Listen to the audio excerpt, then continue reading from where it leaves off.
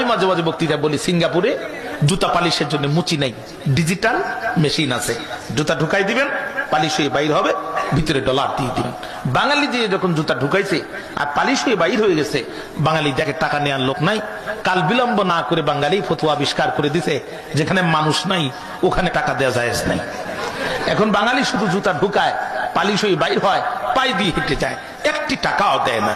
এই কোম্পানিগুলোর মালিক যারা, মাস শেষে বক্স গুলো ওপেন করে দেখলো তারা জুতা পালিশ হলো 30,000 জোড়া, মাগার ভিতরে মাল নাই। এই কাম করলো কারা?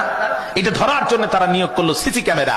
এই সিসি ক্যামেরায় পড়লো ধরা বীর বাঙালি যারা এই মহান কাম করেছে তারা। এখন ওরা পড়ে গেল বড় বেকায়দায়। এত বাঙালি একসাথে যদি দেশে ফেরত পাঠায়, তাহলে আমার দেশের কলকারখানাও তো চলবার নয়। আবার এই বাঙালি যদি আমার দেশে থাকে, তাহলে জুতা পালিশের ব্যবসাও চলবার নয়। কি করা যায়?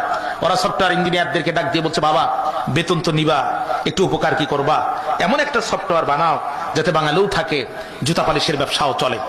সফটওয়্যার ইঞ্জিনিয়ার ছিল যারা, অক্লান্ত পরিশ্রম করে নতুন সফটওয়্যার তৈরি করলো তারা।